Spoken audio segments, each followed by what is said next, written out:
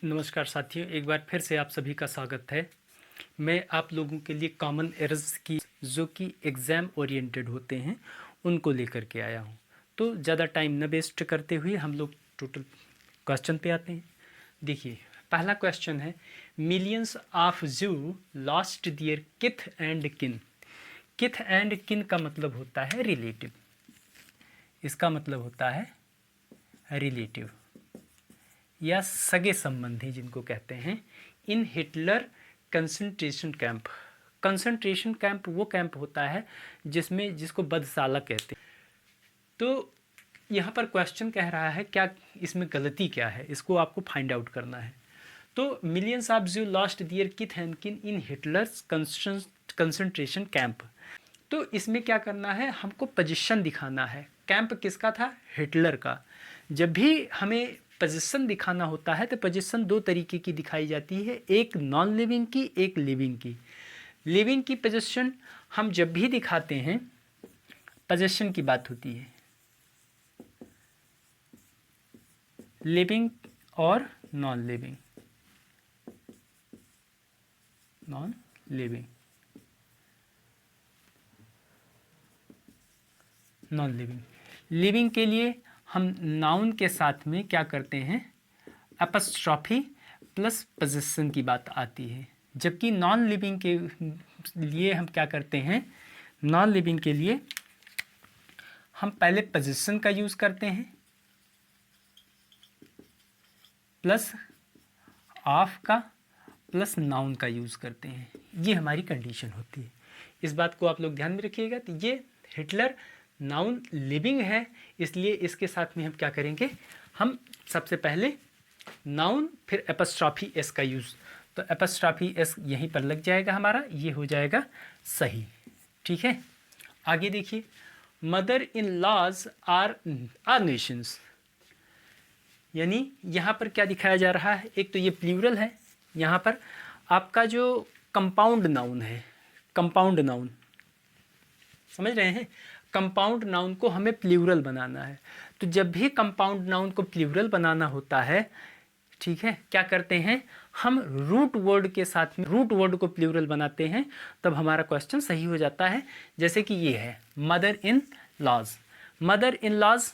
अब लॉज नहीं, अगर हमें इसको पोजीशन दिखाना होता तब तो हम एपस्ट्रॉफी एस लगा देते, सही हो जाता हमारा। ठीक है क्वेश्चन, लेकिन हमें क्या करना है, प्लूरल बनाना है। जब भी प्लूरल बनाना होता है तो हम रूट वर्ड के साथ में, और रूट हमारा क्या है, मदर है।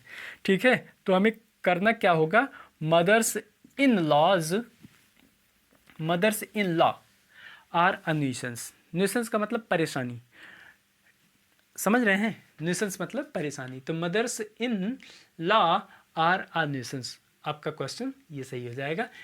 नेक्स्ट क्वेश्चन है, today people is ignorant of things that are happening around them. इस क्वेश्चन क्या कह रहा है, अगर ध्यान से देखिए तो यहाँ पर सबसे पहले आप लोग नाउन की गलती ढूंढिए। नाउन के अकॉर्डिंग सब्जेक्ट, यानी सब्जेक्ट देखिए, सब्जेक्ट के अकॉर्डिंग हेल्पिंग वर्ब। अगर इन दोनों में गलती नहीं है, फिर आगे देखिए कंडीशन क्या कह रही है, फिर आप ऑब्जेक्ट पे आइए। ऑब्जेक्ट आपका कैसा यूज़ हो रहा है उसको देखिए, उसके बाद पोजीशन को देखिए, उसके बाद फिर अगर आगे, यानी पहले पार्ट्स ऑफ स्पीच की गलती, फिर आगे की गलती जो होती है उसको ढूंढा जाता है। तो हम सबसे पहले यहाँ पर आते हैं, सब्जेक्ट क्या है, ये प्लूरल है, पीपल। 5 वर्ड पी आते हैं, 5 पी ऐसे हैं आपके, 5 पीज की बात होती है, 5 पी जो कि प्लूरल को डिनोट करते हैं। कौन कौन से हैं, पीपल,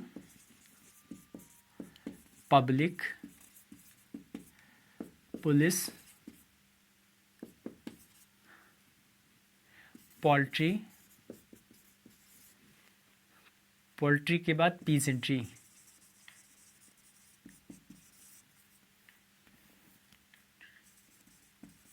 पीजेंट्री। ये क्या है, ये 5 पीज हैं जो ऑलरेडी किसको डिनोट करते हैं, प्लूरल को डिनोट करते हैं। जब प्लूरल को डिनोट करते हैं तो इनके साथ में जो हमारी हेल्पिंग वर्ब आती है वो भी हेल्पिंग वर्ब कैसी आती है, प्लूरल हेल्पिंग वर्ब आती है। समझ रहे हैं, कौन सी हेल्पिंग वर्ब आएगी, प्लूरल। इसी के साथ में और भी हैं, जेंट्री, इन्फेंट्री और कैवेलरी, ये सब नाउन जो हैं इतने, ये क्या है, प्लूरल होते हैं, इनके साथ में प्लूरल हेल्पिंग वर्ब का यूज़ किया जाता है। तो यहाँ पर क्या हो जाएगा, इज़ की जगह आर हो जाएगा। Clear? I think so you have taken the right decision. I think so, मैं ऐसा सोचता हूँ, मैं ऐसा सोचता हूँ नहीं, मैं सोचता हूँ कि, किसके सेंस में आएगा, की के सेंस में।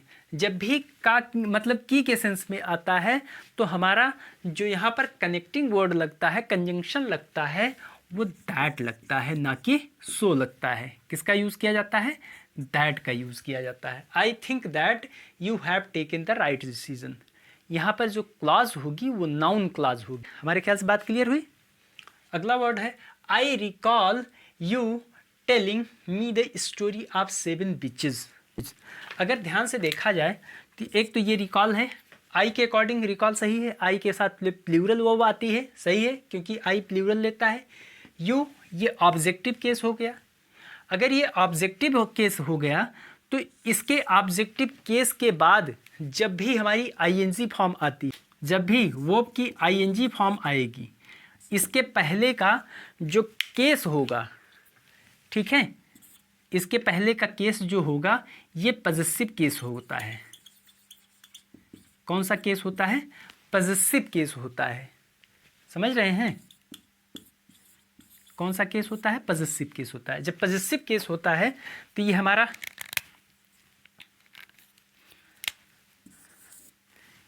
अब ये क्या है, आईएनजी फॉर्म है, तो इसके पहले का जो हमारा नाउन या प्रोनाउन होगा वो किस केस में होगा, पॉजेसिव केस में। तो इसको क्या कर दिया जाएगा, योर कर दिया जाएगा, सही हो जाएगा, करेक्ट हो जाएगा हमारा क्वेश्चन।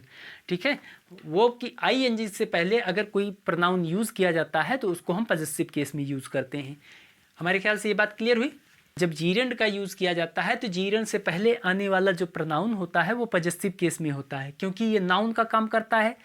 ये किसका काम करने लगता है, नाउन का काम करता है।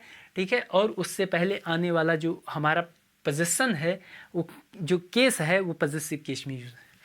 आई वॉज, नेक्स्ट है, I was surprised when the hostess smiled as if she saw me before. अब इसके लिए एक कंडीशन होती है, इसको देखिए कंडीशन क्या है, इसको यहाँ से हटाते हैं।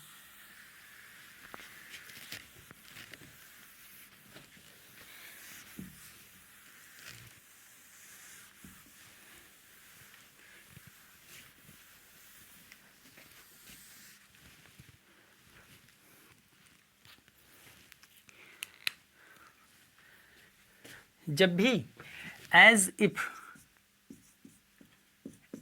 इफ या एज दो,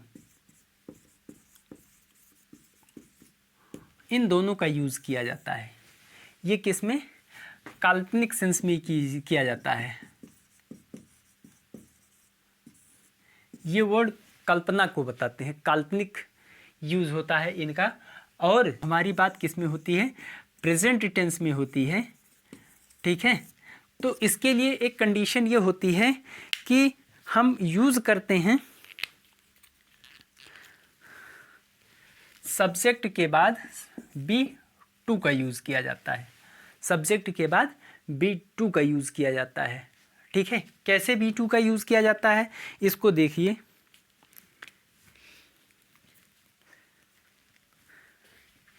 ही behaves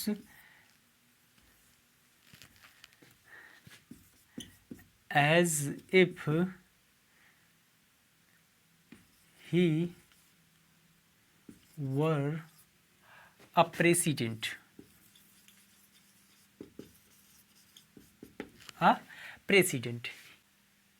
The president. He behaves as if he were the president. वो ऐसे बिहेव करता है जैसे कि वो प्रेसिडेंट। जब भी ये प्रेजेंट की बात करेगा, एज इफ के बाद आने वाली जो क्लॉज होगी वो कौन सी होगी, ये हमारी पास्ट में हो जाएगी। सब्जेक्ट के बाद जो वर्ब आएगी वो वर्ब की सेकंड फॉर्म होगी। क्लियर। लेकिन अगर हमारी पास्ट की बात होती है, ये तो प्रेजेंट की बात हो गई, अगर ये हमारी क्लॉज पास्ट टेंस में है, ये वाली क्लॉज, तो इधर क्या हो जाएगा, इधर एज इफ के बाद, अगर ये पास्ट में है इफ के बाद, इधर क्या होगा, subject plus had plus B3, ये कंडीशन बनती है। ठीक है, पास्ट अगर इधर है तो एज इफ, या एज इफ के साथ में एज दो, इन दोनों के लिए आता है। As if plus subject plus had plus verb की थर्ड फॉर्म, तो ऐसे इसमें हो जाएगा। I was surprised when the hostess, ये क्या है, पास्ट हो गया। When the hostess smiled as if, अब सरप्राइज हुआ जब हॉस्टेस स्माइल्ड। एज इफ जैसे सी क्या हो जाएगा, सी हैड सीन, क्या हो जाएगा, she had seen me before, जैसा कि उसने मुझे पहले देख रखा था।